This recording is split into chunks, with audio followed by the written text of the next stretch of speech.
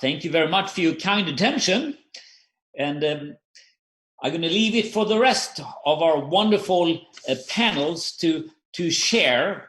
And first, I'm going to introduce is a very distinguished person, Bento Leal. He's a relationship skills trainer whose book, available on Amazon, and he can leave the link himself, is 4 Essential Keys to Effective Communication in Love, Life, Work, Anywhere.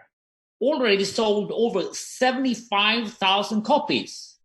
He's residing in the Bay Area of California with his wife of 38 years. So take it away, Bento. Well, thank you, Staffan, very much. And I'm happy to be your moderator tonight for this beautiful program. We've been having it each month, and we'll have another one next month on Peace Road. We'll be talking more about that at the end. But it's really, really special to be here. There's been a lot of work to put this together. You know how those things are, a lot of behind the scenes. So I want to thank each of you for carving out time tonight to be here. And I want to follow up on what Staffan was talking about. Staffan is the Western States coordinator of the Universal Peace Federation, which is of the United States.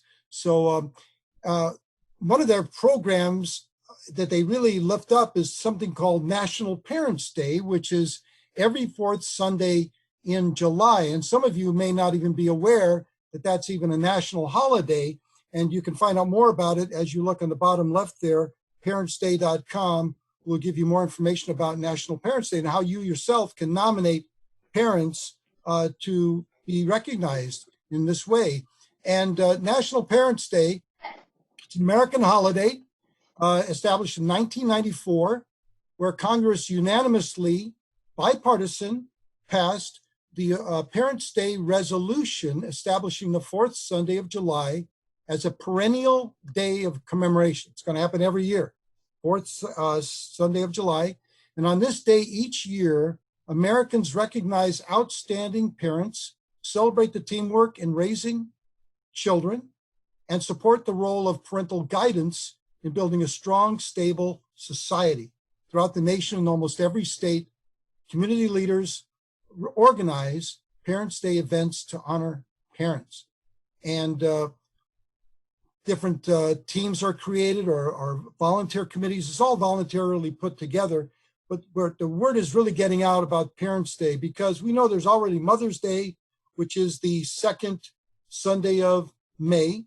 We have Father's Day, the 3rd Sunday of June. But you can be a biological father and a biological mother, and maybe that's all. But when we talk about being a parent, it's more than just having a biological child. It means you're really taking responsibility to raise up that child. And so the beautiful thing about Parents' Day is it lifts up that term and everything involved with parents. And not only are there local Parents' Day activities, and I'll be showing you some photos of what's taken place here on the West Coast, but there's also a national event. And the Universal Peace Federation has really grabbed this as one of their major projects. And on the national level, they host a very beautiful event. It's usually a banquet. It's in Washington, D.C., but because of the virus right now, it's going to be by Zoom. And it's going to take place this Sunday at 4 p.m. Eastern Time, 1 p.m. Pacific Time. And we're going to be able to send you a follow-up letter, thank you letter for joining this, this program this evening. And you'll be able to click online there to register for Zoom to attend, and then you will be emailed back your unique Zoom link to attend that program. And I highly recommend that you do. It's really, really fabulous. And I want to show you this picture here. Reverend Dr. Sun Myung Moon and Dr. Hak Han Moon are the founders of the Universal Peace Federation, and they felt it was very, very important. If this is going to be one nation under God, then we've really got to lift up parents and family to make that happen. Otherwise, how are you going to make that nation without God-centered family? So they really emphasized and really pushed on finding those congressmen, finding the Republican congressmen, the Democratic congressmen, and senators, and say, hey, we really need this issue. We really want to promote parents. Let's have a National Parents' Day. So you know how these things work. It took a little time, and finally it was voted into law and signed into law in 1994. But I want you to know that they were the inspiration behind getting this thing done on a national level. And what's beautiful about it, it's involved people of all different races, all different religious orientations, ethnicities, you name it. It's not one particular religion's thing, and that's been really beautiful to see. So I want to just give you a little idea about National Parents Day, the Western region celebrating parenting. And just very, very briefly here, I want to go through some of the photos. And we have, this is going to go from north to south. National Parents Day, Seattle, Washington in 2019. You can see the awardees with their certificates and family members and friends. There was another one the year before. Going down to the Bay Area where I am, and I'm the local coordinator in the Bay Area of Northern California of our Parents' Day celebration. And here we have the awardees, the couple in the middle that have the plaque. They were our local Parents of the Year. But you can see the widespread of people. It's just so exciting. And Lance and Keisha Riley were our local Parents of the Year last year. And people either get an Excellence in Parenting Award, or if they are so distinguished, they become Parents of the Year at the local level, and then are nominated to receive that at the national level. Some of our biggest events have taken place in Southern California, particularly the city of Pasadena. And here's one of their events in 2017. And Mr. Nat Nader, the Commissioner of Human Relations for the city of Pasadena, it's actually an official position with the city government. He's the primary organizer of Parents' Day for the city of Pasadena, along with Nasser and Uli Zomerad, who are our local Universal Peace Federation people on the ground there. So they work together to put on these events. And the nice thing I just found out about them is Mr. Nat and his wife, Mrs. Yin Yin Huang Nadar, are finalists, one of the 12 finalists for National Parents of the Year 2020. And you'll be seeing more about them on Sunday if you attend that event. And so here's just more photos of wonderful things. This is State Senator Antonio Portantino as a keynote speaker. Again, there they are, and there's Nasser on the right. Another event you can just see, and again, people are just ecstatic. They also got recognition from Assemblyman who sent them congratulations. This would be from a Assembly office. And again, just so many people, look at that family show up. So these are the kind of things that happen. And one thing I want to mention is we also honor those that are widows and widowers that have had their spouse pass on, as these two people have. And even parents that have lost a child, as this couple has. And we also honor single parents. Let's not forget that many single parents are single parents for whatever reason, and they're working really overtime to raise their children. So regardless of the situation, intact couple, single parent, whatever, if you're raising a child or you're a grandparent helping to raise that child, we want to honor you. We want you to be lifted up as a model. Here in the city of Downey, where Keith McCarthy, one of our coordinators this evening, was a mayor at one point. So it's the city council there, they're doing this. And I want to close by saying State Senator and his wife, Mike and Carol Gabbard of Hawaii, were the 2016 Civic Leader Parents of the Year. And then you can see Dr. and Mrs. Ahmad of Hawaii were the Western Region Parents of the Year in 2018. Okay. So I just got a little note there. The McDermotts are going to be with us, but they haven't quite shown up yet, but they're going to be here. They were going to be our first couple to be here this evening, but I just got a message that they're not online yet, which means that I get an opportunity to introduce our next couple that was going to be after them, but I'll introduce them now, and I hope they're getting ready. So Dr. Sandra and Mr. John Lowen are a remarkable couple. Actually, many of us have known them for years. I've known them for many years. They are both licensed clinical social workers who have counseled individuals and families for many, many years and have lectured throughout the United States on topics relating to marriage and family. Sandra has a broad educational background. She's received so many degrees, a Bachelor of Science in Secondary Education, a Bachelor of Arts in English Literature, a master's degree in social work, and a PhD in literature and creative writing. She has published 3 historical novels, is also an ordained minister with Universal Life Ministries, and a longtime member of the unification movement, as well as being lecturer within the unification movement since 1966. Okay. And husband John is a uniquely talented person in his own right. He is an award-winning filmmaker and documentarian whose work has been applauded, and I didn't know this, by luminaries such as Clint Eastwood and Morgan Freeman, who said great things about his filmmaking. He's a lyricist, a songwriter, and he's also writing his own book, which is coming out very soon. The Lowens, who reside in Washington State, are the proud parents of a son, Aliso Emmanuel Lowen, an adopted son, Louis Worley, and have 5 wonderful grandchildren. Okay. And what excites me, and I really want to make sure I get this, they're an excellent example of 2 people who are very different, with very different personalities, qualities, and backgrounds, but the power of coming together in the love of God to form a harmonious, loving, powerhouse couple. I mean, right, John and Sandra? I mean, are you guys like far apart that have found a way to really come together and create that beautiful couple? Well, what do they say? The further you pull the bow back, the further the arrow goes. There you go. So with all that, Dr. Sandra and John, let me lateral back to you, and I'll be your slide advancer when you say press the button. Here you go. Sandra is really the true academician and intellectual in the family. She's got a fantastic program. I just want to say the poem from my heart that the greatest gift you can give to your child is to be passionately in love with your spouse. And this doesn't get spoken of a whole lot because I'm not saying it's easy to love your kids, but it's natural. But, you know, there's been so many songs written by men about how much they can't live with a woman, can't live without them.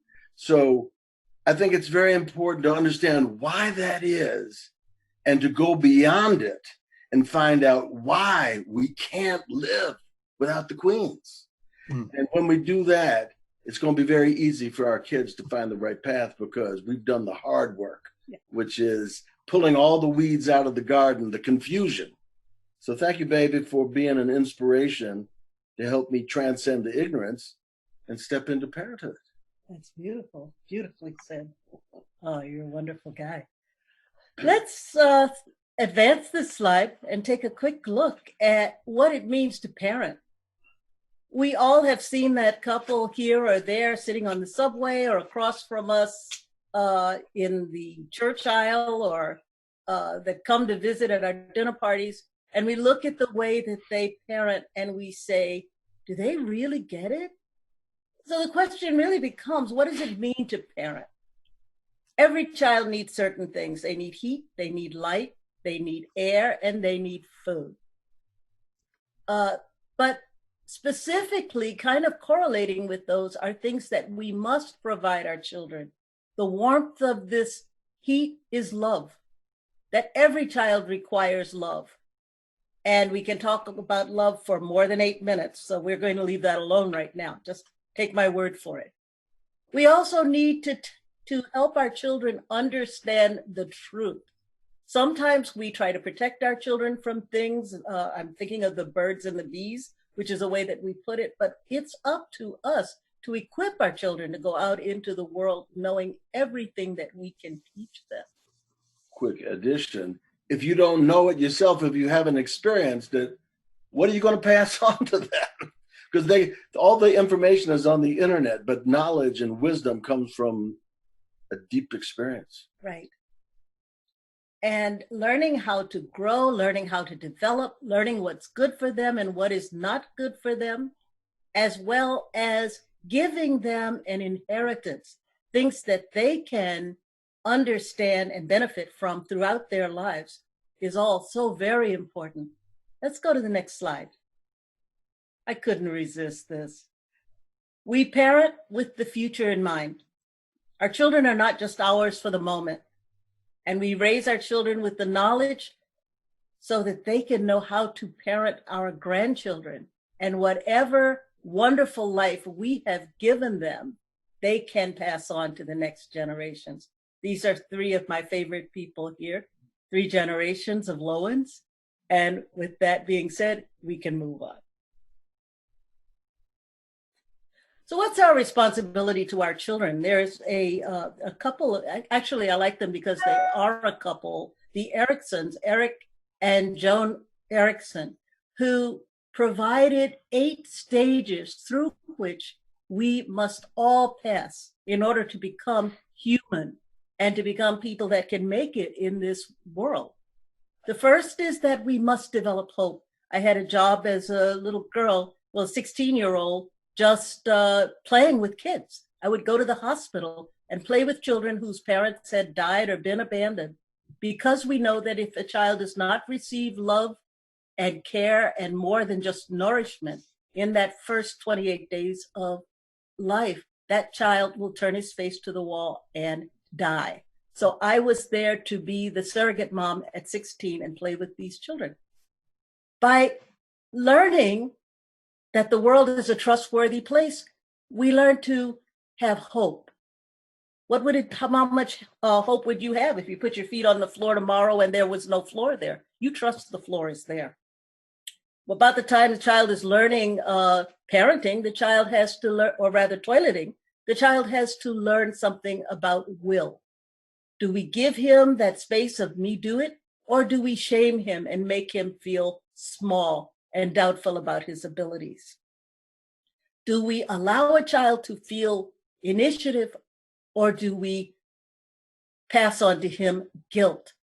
Like my little niece, my little granddaughter actually, who lost her teeth when she was 2, and her teacher wouldn't let her smile for her school pictures. Very sad situation, how we treat our children and what we make them think about. As well, the competence. In school, are we encouraging our children, or do we look at their report cards and say, you'll never learn anything?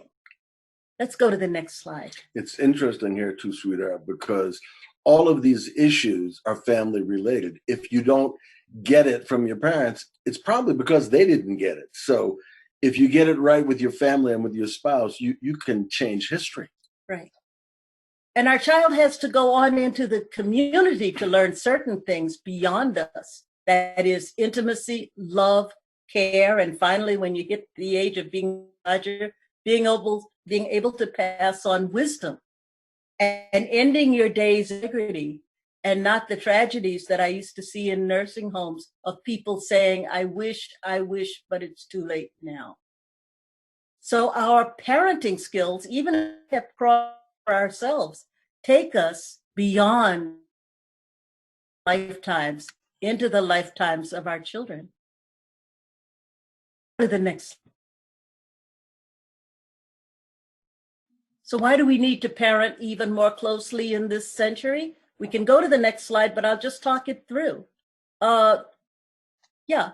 Since the 1960s, particularly, the education that our children receive seems to have moved out of the house. Now they've got peers, they've got larger societies, and they've got these that tell them everything that they need to know, or what that they want to know, whether they need to know it all or not. So love, free sex, things that did not plague earlier generations have risen, particularly in Western society, and respect for elders has waned. I don't know most of you, but remember, don't trust somebody over 30. Oh, I was one of those spouses of that. I was right in with the revolution.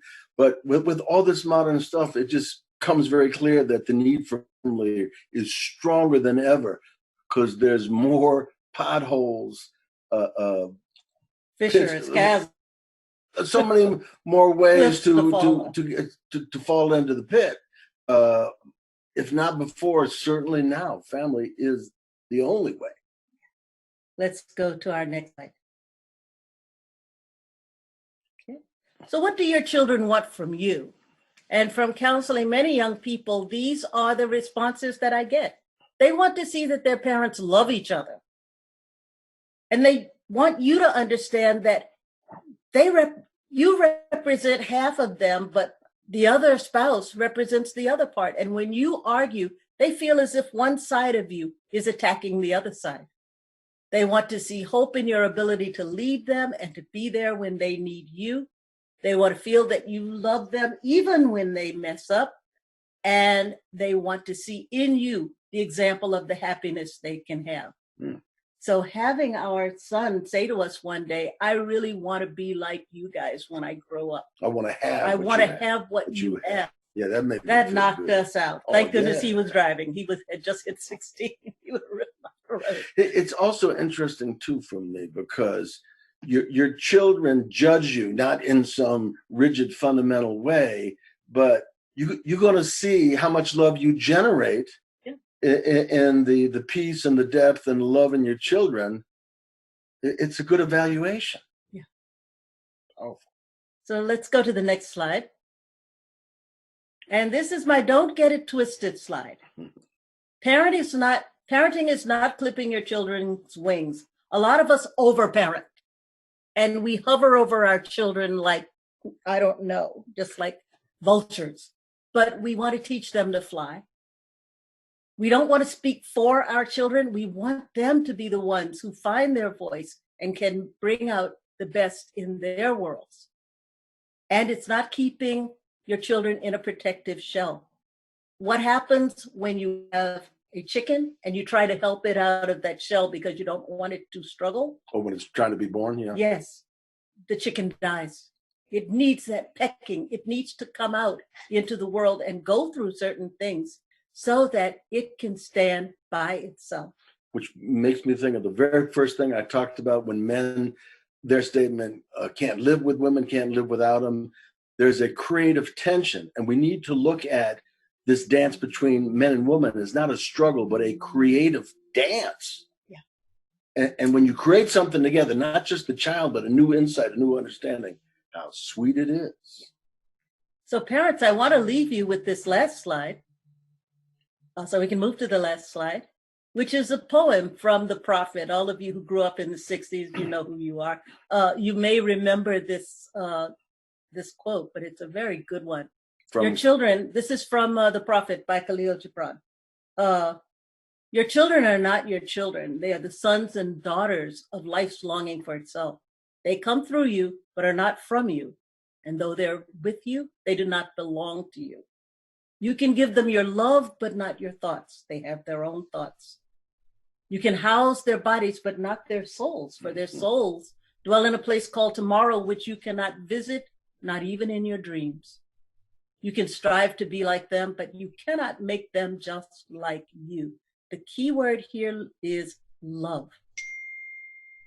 And I think that was our little signal that we are moving on. All right. And I just want to thank all of you for your attention.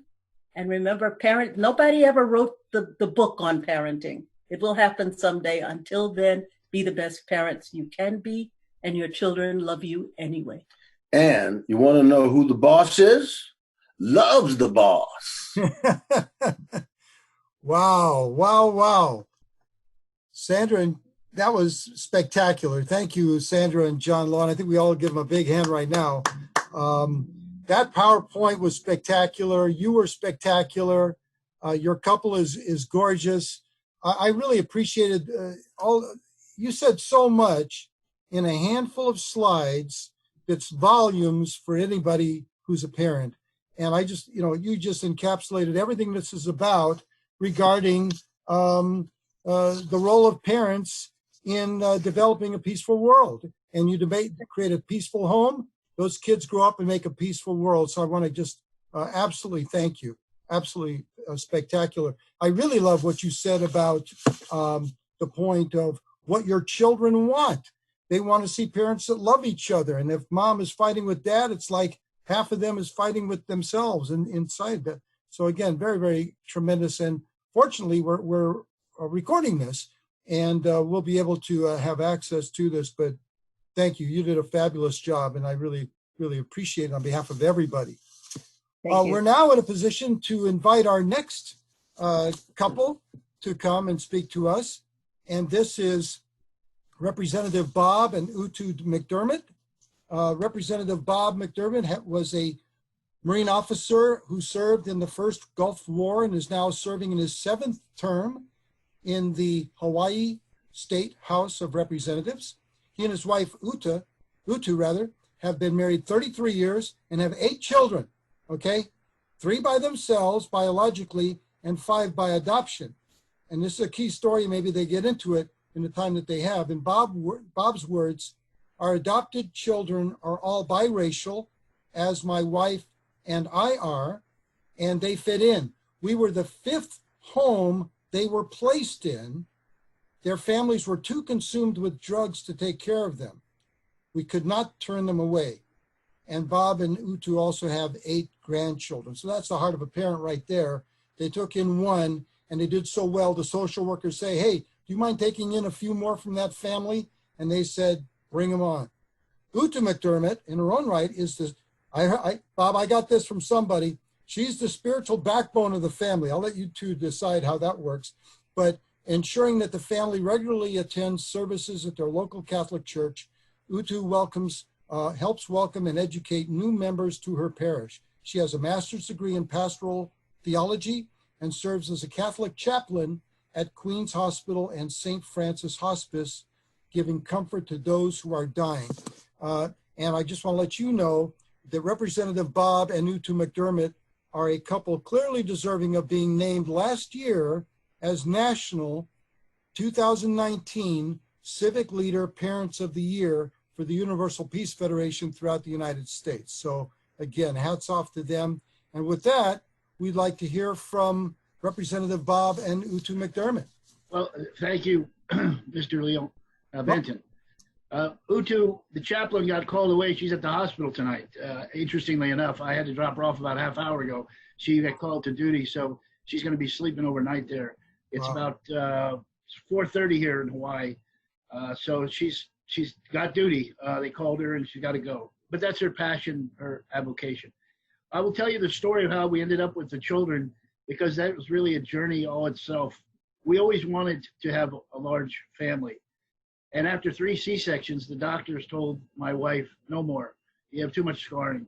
And he did it right as she was giving birth, which was, we didn't really have time to think about it, but so she had a tubal ligation, but we always wanted more children.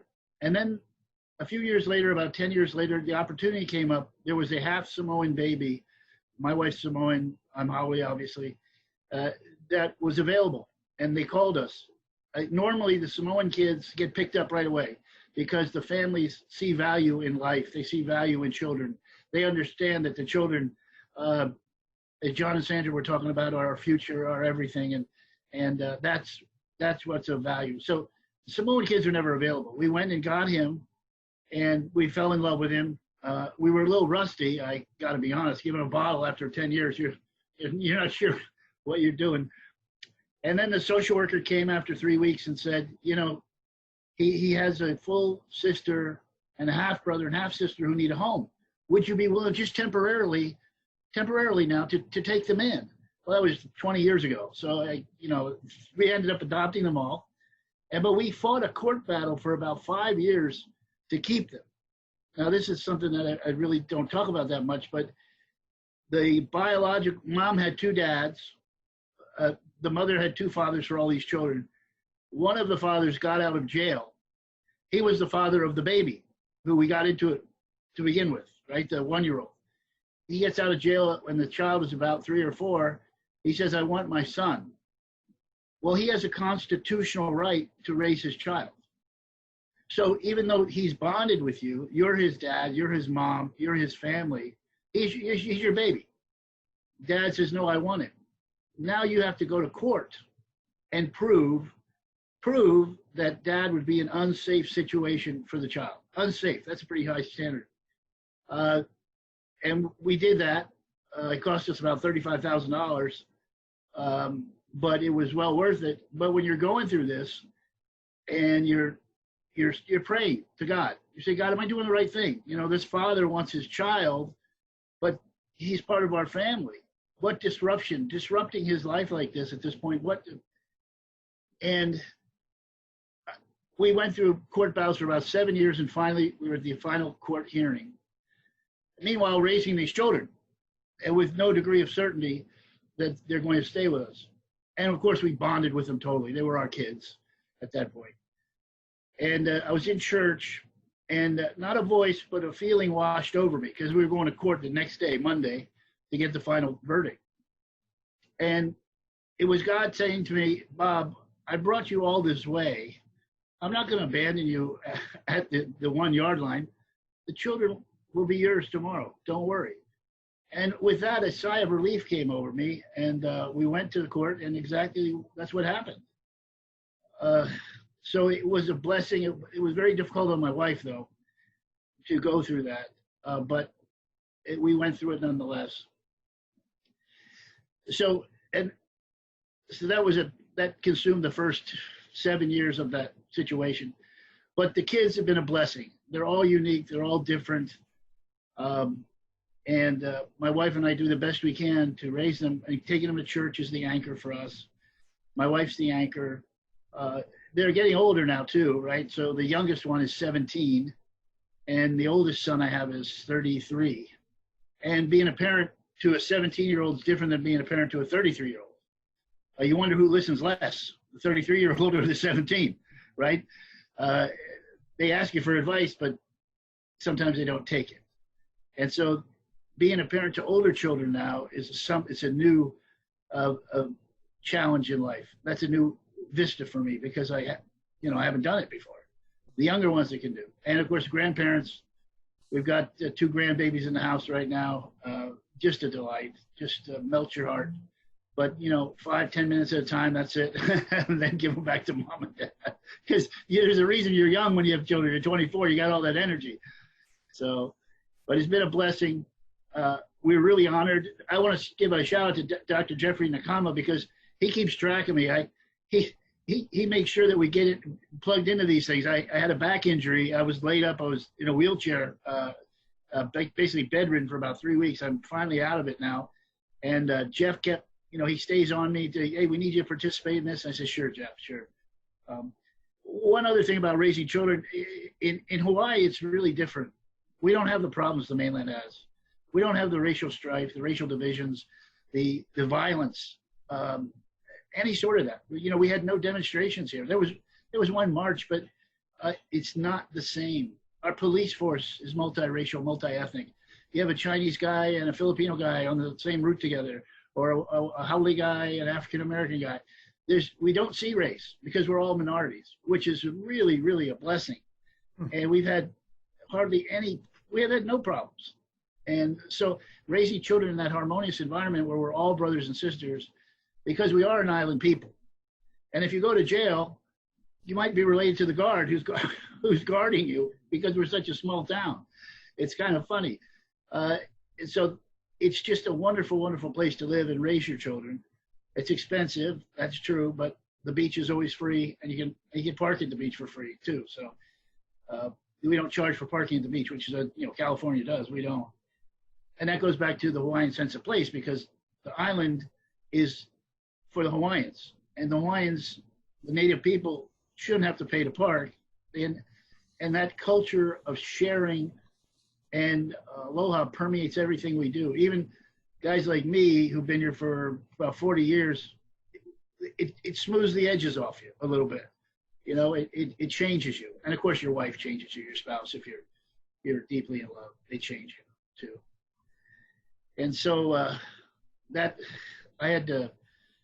it's just been a blessing to be a father, a blessing to get older and have grandchildren, and see what the joy in your wife's eyes, particularly, see her eyes light up when she sees her grandbabies. Wow. Thank you, Bob. Thank you. That was, thank you so much for sharing. And I guess we're not surprised at all to hear that your wife was called away to minister tonight. Yeah. She's the boss. She's the boss. Okay. Well, anyway, we've heard some incredible parent guidance tonight from real couples that are really doing it. They're not just reading a book and talking about it. These are their personal stories. And I just want to thank Sandra and John and Bob, yourself there. And please tell your lovely wife. And I think you're going to get a lot of people on this program tonight arriving at the airport tomorrow to be led around Hawaii by you, okay? So we could use a little bit of Hawaii right now, what's going on in America. You should export some of that, some of that aloha. So thank you very much, Bob. We really appreciate it. And hats off to you and your couple. And I think you're a shining example of Thank the you. role of parents developing world peace through their family. So now we get an opportunity. We've heard a lot of things tonight, and this brings us to really maybe the high point of the evening is where we are allowed to break up into small groups for a while. It's about 20 minutes. I hope we still have that amount of time. And I'm just going to quickly read the itinerary of how that goes, and we'll get right to it. You've all been assigned a virtual breakout room that our tech team is going to put you in as soon as I'm done talking. And each room has a pre-assigned facilitator. When you get there, you will be muted on your screen. And when it's your turn to speak, please just unmute yourself and your team will be able to hear you. We've got anywhere from 2, 3, 4 on up to, I think one room have maybe 9 or 10 people. We'll see how that shakes out. There's only going to be about 20 minutes. So that means everybody's got to speak a little bit short so that everybody gets a turn. And then time left over, you can have a more open discussion. So the facilitator is going to go around one by one and ask you what were your thoughts about it, and maybe first of all your name, your title or organization that you're with, maybe where you're at very quickly, and maybe what one item really struck you tonight. You're going to get about a minute to do that, okay? Which is not very much time. You do that, and once you get through the circle of time, there's time left over. Then it's more open, but everybody got a chance to share. And to make it go smoothly, we've asked the facilitator to set the example and show what can be done in a single minute to share about yourself briefly and a highlight you got tonight. So please just follow your facilitator, and once you'll see a countdown and click back out to come back in to the larger room where we will close out the evening together and talk about next things coming forth. So with that, I think Jennifer or Keith is going to send you now to your breakup rooms. Have a wonderful discussion. We'll see you when you get back. Welcome back, everybody. I hope you had a very nice, hope you all can hear me, and I hope you're all back from your breakout. We had a really nice time. We were fortunate to have Dr. Michael Jenkins with us tonight, and he was in our breakout as president of Universal Peace Federation USA. So again, thank you, Dr. Jenkins, and we had a really nice chat.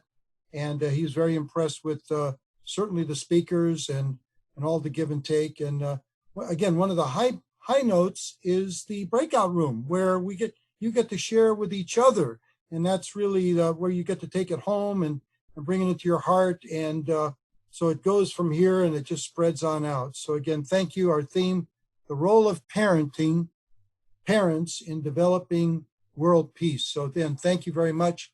I'm now going to, as moderator, I'll now give it back to our regional representative of Universal Peace Federation, Reverend Staffan Berg. And Staffan, you can take it from here and give us any upcoming announcements and close us out.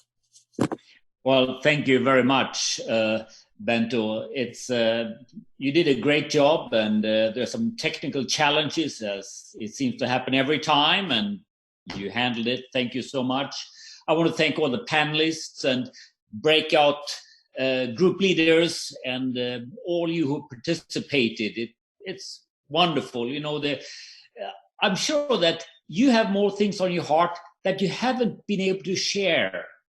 And we are going to send a follow-up letter with there is an email, so you can put some things down on a paper and email it back to us, so we know how to improve, and so we can also taste how God spoke to you through this program. God, our Heavenly Parent, He loves to feel the heart of and concern you are having for making this whole world one heavenly family without any divisions, but just one family of true love. That's where we're aiming. That's where I'm aiming, just embracing everybody. So thank you once again for being on this, and share. If you have an inspiration, insight, please answer this email that is going to come after this program. You can even start writing right as we close out here. And there's lots of upcoming additional programs, and I couldn't even put them all in the email because it just would be overwhelming. But we have we have the National Parents' Day Awards ceremony this coming Sunday. But you need to register for it because it's limited. I put in 2 links, one for the Zoom and one for a Facebook Live. But register if you want to be on there. You can find out a little bit more about this amazing thing of honoring parents. Then we have August 1st. We got a Peace Starts With Me virtual rally. I don't know if you're familiar with this Peace Starts With Me, that saying, and that there have been around the nation and around the world rally with 10, 20,000 people, or even up to 80, 90,000 people gathered. So we can have a virtual rally on the 1st of August. There's a link for that. There's a little website and so forth. And there are other things coming. So don't hesitate. Just click, log on, and we'd love to see you again in the same time, same place. That means you're home and in front of the screen to hear wonderful, heart-moving testimonies. So thank you once again for being with us. God bless you. Thank you. Bye-bye. Good night, everybody. Thank you. Thank you. Thanks, Steph. Bye, everybody.